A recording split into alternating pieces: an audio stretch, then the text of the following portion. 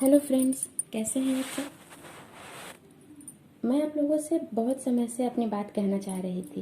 Actually मैं कृषि कानून के बारे में बात करना चाहती हूँ और अपना पॉइंट ऑफ व्यू आप लोगों के साथ शेयर करना चाहती हूँ। अब आप लोग सोचेंगे कि क्यों सुनूँ मैं इनकी बात।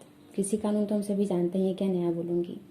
जी हाँ, मैं कुछ नया नहीं बोलूँगी, लेकिन चूंकि मैं किसान फैमिली से बिलोंग करती हूँ तो कुछ एक प्रॉब्लम्स हैं जो हमने फेस किया, बस वही आपके सामने रखना चाहती हूँ।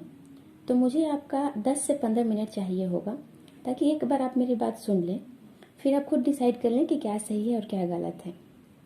हमारे यहाँ एक कहावत है कि जाके पैर ना फटे बवाए, सो क्या जाने पीर पर आए। मतलब जिस पर गुजर रही है सिर्फ वही उसके दर्द को जानता है, दूसरा कोई भी उसे कितना भी उस चीज़ को देख ले या समझ ले फिर भी उसके दर्द को नहीं जान पाएगा। और आप लोगों से एक रिक्वेस्ट भी है कि मेरी भावनाओं को समझने की कोशिश कीजिए, शब्दों पर ना जाएं, क्योंकि हो सकता है कि शब्द गलत हो या फिर आप इसे गलत समझ लें, आपके पास तक के जाने से जाते जाते ये गलत हो जाए, लेकिन भावनाएं सही हैं। तो जैसा कि मैंने अभी आप लोगों को बताया कि मैं किसान फैमिली से बिलोंग करती हूँ और इस बार चावल का रेट 1880 रुपये पर क्विंटल तय किया गया। बिहार की बात कर रही हूँ और बिहार के बक्सर में ही बाजार समिति में हमें इसका रेट 1650 रुपये पर क्विंटल भुगतान किया गया। तो सरकार प्लीज़ हमें ये बताए कि इस मुनाफाखोरी का जिम्मेदार कौन है। हम कैसे सरकार की बातों का विश्वास करें। चलो ये तो हुई एक बात, ठीक है। अब बात करते हैं, सरकार ने जो 2000 रुपये हर फसल के लिए किसानों को देने का वादा किया था, यानी कि सालाना 6000 रुपये हमें भी मिला। लेकिन प्रॉब्लम तो तब हो गई जब हमें समझ में नहीं आया कि उसे हम खर्च कहाँ करें, क्योंकि अभी रबी फसल का टाइम था तो हमें चावल की खेती करनी थी। तो इन 2000 रुपये से हम बीज खरीदें या खाद खरीदें या फिर फसल में जो पानी पटवन करने का जो समय आता है, जब उसमें पानी डालना होता है, तो उसके लिए हमें बिजली की ज़रूरत पड़ती है। सरकारी मोटर से हमें घंटे के हिसाब से पानी मिलता है, तो हम उसमें उसका यूज़ करें या फिर मंडी तक ले जाने में जो ट्रांसपोर्ट का खर्चा आता है उसमें लगाएं। और तो और जब हम मंडी में उसे लेकर गए तो वहाँ पे मंडी वालों ने कहा, बाजार समिति ने कहा कि हम धान लेने के लिए अब तो आपका तैयार हैं चावल लेने के लिए, लेकिन हमारे पास बोरी नहीं है। तो हमने अपने पैसे से जूट की बोरियां खरीद कर उसमें अपना अनाज डाला और तब बाजार समिति के पास उसको दिए हमने। तो उन्होंने हमें 1650 रुपये पर क्विंटल के हिसाब से भाव दिया, जो कि अभी तक आया नहीं है, लेकिन अकाउंट में आ जाएगा ऐसा उन्होंने कहा है। ठीक है, जैसे भी हो, हमने ये सब मंडी तक तो इस बार हम चले गए थे, हो गया था हम लोग का। तो जहाँ कुछ नहीं था वहाँ 2000 रुपये भी मिले तो बहुत हैं। सो ठीक है, ये अच्छी बात है। अब हम लोग आते हैं कृषि कानून पर, जिसमें पहला है farmers agreement on price assurance and farm services bill. Bill नहीं, अब तो ये एक्ट बन गया है। तो इसको हम लोग अगर अपने भाषा में आसान शब्दों में समझे तो प्राइस बिफोर फार्मिंग, बहुत लोग इसको कॉन्ट्रैक्ट फार्मिंग कहते हैं। तो इसमें क्या होता था कि किसानों को खेती में एक बहुत बड़ी प्रॉब्लम होती है कि जैसे कि आज चावल का दाम 50 रुपये पर केजी है। तो इस बार हमने सोचा कि अच्छा 50 रुपये पर केजी है तो अच्छे दाम है, तो क्यों ना हम भी चावल ही बो दें। तो ऐसा सोच के हमने चावल की खेती करनी शुरू कर दी। और चूंकि रेट अच्छा था तो और भी बहुतों किसानों ने इसका यही काम करना, चावल की खेती करने लगे। 4 महीने बाद जब इसको काट कर हम मार्केट में ले गए तो पता चला कि इसका दाम घट गया है, 50 की जगह 25 या 30 हो गया। अब यहाँ किसानों को प्रॉब्लम होती थी।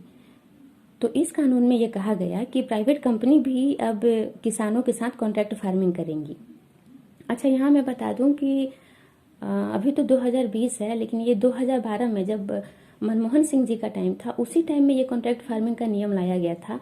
लेकिन चूंकि उस समय अध्यादेश नहीं बना था, इस पर कानून नहीं बना था, तो ये होता तो था लेकिन बहुत ही छोटे पैमाने पर होता था। लेकिन चूंकि अब ये कानून बन गया है तो अब ये बहुत बड़े पैमाने पर होगा।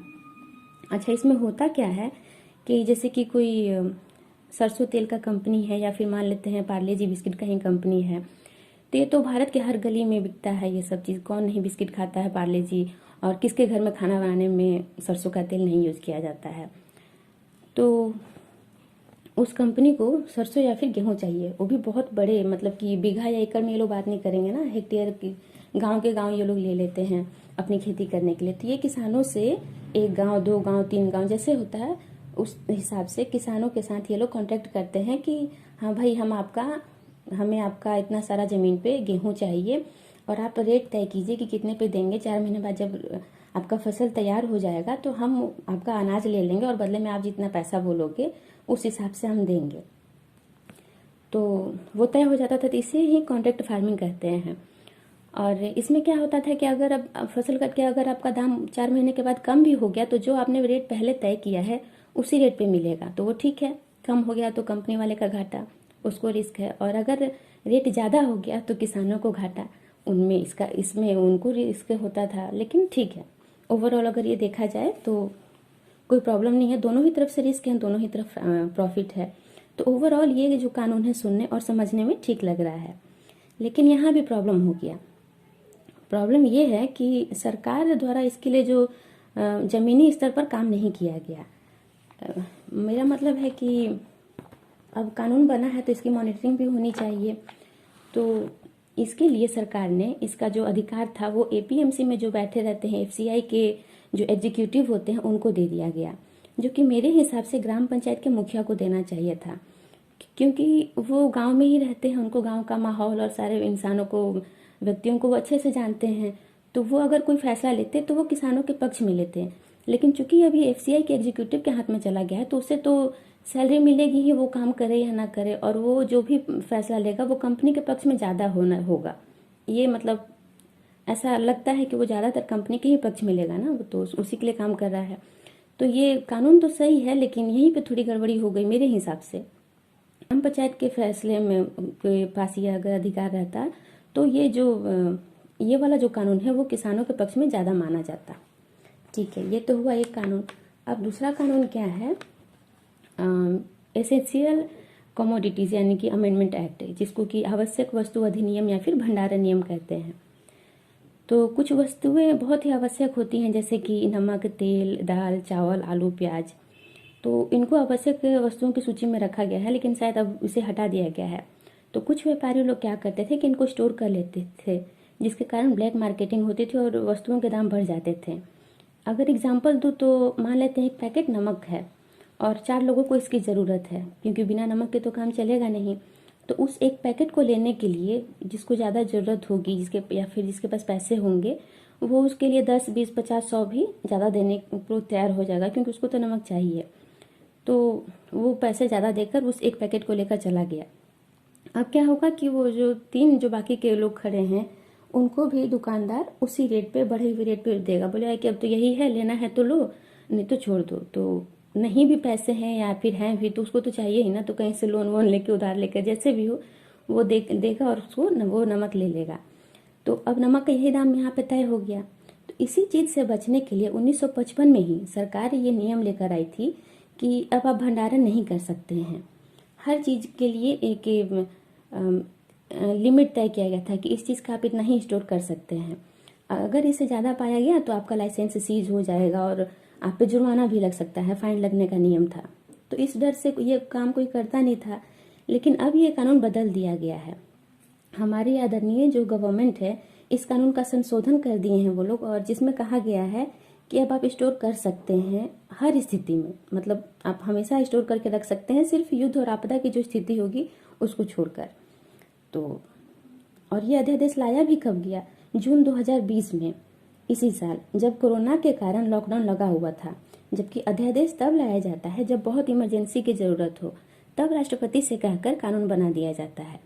तो प्लीज़ मुझे कोई ये समझा दे यहाँ पे कि जून में ऐसी क्या इमरजेंसी आ गई थी कि ये कानून लाया गया, इतना बड़ा कदम उठाया गया।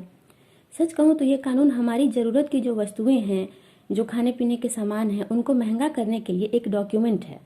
ऐसा कह सकते हैं कि अब ये प्राइवेट कंपनीज या फिर जो व्यापारी हैं उनका ये कानूनन अधिकार हो गया है कि अब वो किसी सामान का दाम कानून के दायरे में रहकर बढ़ा या घटा सकता है। तो घटाएंगे क्यों, अपना घाटा क्यों करवाएं, तो कह सकते हैं कि बढ़ा सकते हैं। और इस पर सरकार का यह कहना है कि किसान या छोटा व्यापारी भी इसको स्टॉक करके रख सकता है और बाद में अपने दाम पर मुनाफा कमाकर इसे बेच सकता है। लाइक सीरियसली, क्योंकि शायद आप भारत में किसानों की स्थिति के बारे में जानते नहीं हैं या फिर जानबूझकर अनजान बन रहे हैं, तभी ऐसा कानून लेकर आए हैं। भारत एक कृषि प्रधान देश है, लेकिन यहाँ के किसानों की स्थिति किसी से भी छिपी हुई नहीं है। ऐसे में किसान खेती तो कर ले, लेकिन अब उसको स्टोर कहाँ करें? अगर किसानों के पास स्टोर करने की फैसिलिटी होती तो इतना बवाल होता ही क्यों? यही प्रॉब्लम है इस कानून की। इस कानून के मुताबिक भंडारण करने का अधिकार न सिर्फ बड़े व्यापारी या पूंजीपतियों को है, बल्कि छोटे किसान या व्यापारी भी कर सकते हैं। और हम सभी लोगों को किसानों की स्थिति के बारे में पता है। पंजाब और हरियाणा के कुछ किसानों को छोड़ दें तो ज़्यादातर किसानों के पास रहने को तो अच्छा सा घर ही नहीं है। ऐसे में ये वाला जो कानून है वो उनके जले पर नमक छिड़कने जैसा लग रहा है। अब बात करते हैं तीसरे कानून की, जिसको कि कृषि उत्पादन व्यापार और वाणिज्य, यानी कि farmers produce trade and commerce act. तो इसमें सरकार का कहना है कि जो किसान अपना अनाज लाकर मंडी में बेचते थे, अब वो चाहे तो मंडी के अलावा कहीं भी बेच सकते हैं। जी हाँ, ये कोई जोक नहीं है, हमारी गवर्नमेंट इस पर सीरियस है। तो कोई इन्हें बताए कि कितने किसान हैं जो मंडी में जाकर अपना अनाज बेचते थे। अच्छा, मैं यहाँ पर आपको बता दूँ कि जैसा कि मैंने बताया कि इस साल हम लोग मंडी में लेकर गए थे तो हमारे साथ ऐसा ऐसा हुआ, लेकिन हर साल हम लोग मंडी में नहीं लेकर जाते। ये पहला साल था जब हम बाजार समिति तक जा पाए। हर साल हम एक साहूकार से बात करते थे और वो हमारा अनाज लेकर जाते थे, और वो तय कैसे होता था, 1100 पर क्विंटल या फिर 1300 पर क्विंटल पे भी वो तय होता था और लेकर जाते थे। और इस बार भी वही होने वाला था। साहूकार से हमने बात कर ली थी, वो आके हमारे अनाज का वेट कर लिया था। उनको अपने बोरियों में भर कर रखा हुआ था कि अच्छा ले जाना है, जब गाड़ी आएगा तो जाएगा। लेकिन तब तक से हमारे पास बाजार समिति जाने का हमें मौका मिल गया, हमारे पास ट्रांसपोर्ट का व्यवस्था हो गया तो हम जा पाए, वरना हम भी नहीं जा पाते थे। बस इस साल ही हम जा पाए। तो यही मुझे उनसे, सरकार से पूछना है कि उन्होंने हम किसानों के लिए कितना मंडी दे रखा है कि हम अपनी सुविधा के अनुसार जाकर वहाँ अपना अनाज बेच सकें। अगर एक आंकड़े की बात करूँ, एक आंकड़े के अनुसार 6% ही ऐसे किसान हैं जो मंडी में जाकर अपना अनाज बेचते हैं। बाकी के 94% किसान बाहर ही अपना ये अनाज बेच देते हैं, जैसे कि हम भी करते थे। तो आपने ऐसा कौन सा तीर मार दिया है जो किसानों के पक्ष में है? इस पर उनका कहना है कि बिचौलिया, जिन्हें अड़ती या फिर मिडिलमैन कहते हैं, उन्हें निकाल रहे हैं। अब इस पर थोड़ा डिटेल में जाते हैं कि ठीक है, अब आप ऑल इंडिया में कहीं भी बेचने को कह रहे हैं तो हमें थोड़ी सुविधा होगी, क्योंकि ये काम तो हम पहले भी करते ही थे, लेकिन अब ये ऑनलाइन हो जाएगा। जैसे कि अगर किसी बिहार के किसान के पास या फिर कहीं के भी किसान के पास प्याज है, टमाटर है या कुछ भी है, तो ट्रेडर के थ्रू महाराष्ट्र या दिल्ली कहीं भी वो अब अनाज बेच सकता है, अपना सामान बेच सकता है। तो अब बात कर लेते हैं थोड़ा बिचौलिए की। क्या हुआ था कि जब हमारा देश आज़ाद हुआ था तब किसान बहुत ही गरीब थे, सभी लोग जानते हैं। ये अपनी खेती करने के लिए उस गांव के जो पैसे वाले जो सेठ हुआ करते थे उनसे पैसे उधार लेते थे ब्याज पर, और जब वे उसे चुका नहीं पाते थे तब ये सेठ उनके खेत में घुसकर उनकी फसल उधार चुकाने के नाम पर लेकर चले जाते थे। तभी सरकार एपीएमसी यानी कि एग्रीकल्चर प्रोड्यूस मार्केट कमेटी का निर्माण किया गया था। हमारे भाषा में अगर कहा जाए तो बाजार समिति या फिर मंडी, बिहार में हम लोग इसको गद्दी कहते हैं। तो यहाँ पे ये आड़ती लोग जो किसान लेकर आते थे अपना फसल, उसको खरीदते थे, और ये ज़रूरी भी था क्योंकि किसान खुद तो रोड या मार्केट में बैठकर अपने से सामान तो बेच नहीं सकता था। अगर वो ऐसा करता तो उससे फ़ायदा तो बहुत होता, लेकिन फिर आगे की खेती कौन करता। तो ये आड़ती लोग अपने दाम पर किसानों से ले लेते थे और फिर वहाँ से अपने दाम पर आगे उस सामान को बेच देते थे। जैसे कि अगर प्याज की कीमत बाजार में 100 रुपये है तो ये किसानों से 50-60 या फिर उससे भी कम में, जो भी कहूँ ज़्यादा या कम में ले लेते थे और फिर उससे आगे अपना मुनाफा रख कर आगे निकाल देते थे, जिसके कारण वो चीज़ मार्केट में आते आते 100 रुपये हो जाती थी। तो यहाँ किसान गर्जू था, मजबूर था, क्योंकि उसे ये बेचकर आगे का भी खेती का काम करना है, तो जो भी मिलता था वो उसे ले लेते थे। अच्छा, यहाँ पे होता क्या था कि जो कुछ बिचौलिए होते थे, जैसे कि मान लीजिए 10, 15 या 50, 60, तो वो लोग इसकी बोली लगाते थे। तो जिनका दाम किसान को अच्छा लगता था तो वो वहाँ किसान उसे ही वो चीज़ दे देता था। तो लेकिन यहाँ पे एक प्रॉब्लम ये था कि जो किसान लोग थे वो लोग अपने बिचौलिए जो थे वो अपने में ही मीटिंग कर लेते थे कि भैया आज अगर टमाटर आएगा ना तो उसका दाम हमें 50 से 60 के बीच ही रखना है, जो भी बोली लगाएगा 50 से 60 के बीच लगाएगा। तो सभी चीज़ का वो लोग अपना रेट तय कर लेते थे कि जो भी होगा उसका इतना से इतना के बीच में लगाएंगे। तो 1-2 रुपये ऊपर नीचे जो भी लगा दे तो किसान को जो ठीक लगता था उसी में देकर वो चला जाता था। तो ये यहाँ पे प्रॉब्लम था। तो यहाँ घाटा तो था हम किसानों को, लेकिन समय के अभाव के कारण उनको यहाँ पे फ़ायदा भी होता था। तो अब सरकार बोल रही है कि किसान जिससे मन करे उसे अपना सामान बेचें, अपने दाम पे बेचें, मुनाफे पे बेचें। तो यहाँ बात आती है एमएसपी यानी कि न्यूनतम समर्थन मूल्य का।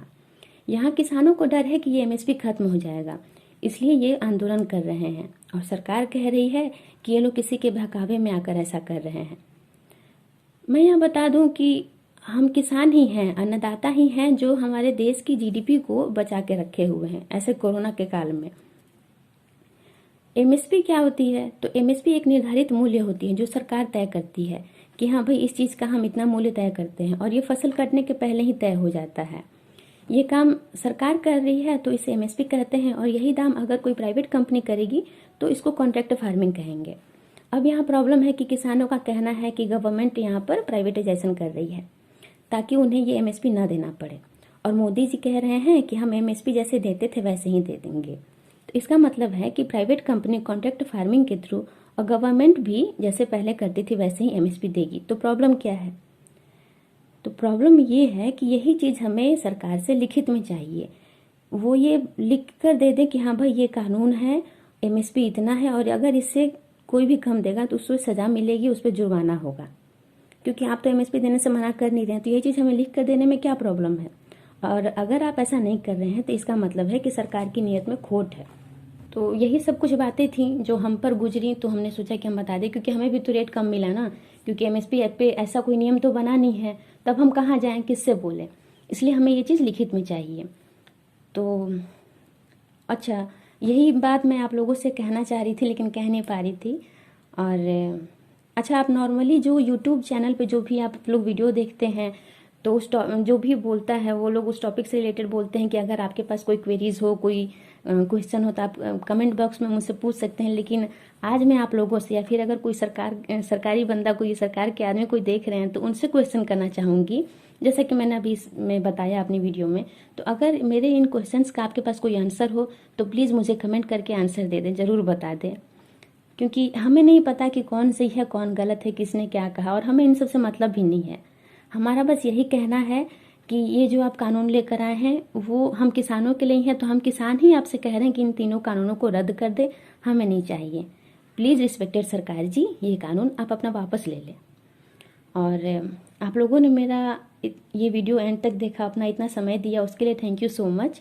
एंड ठंड बहुत है, इसलिए take care everyone, bye bye.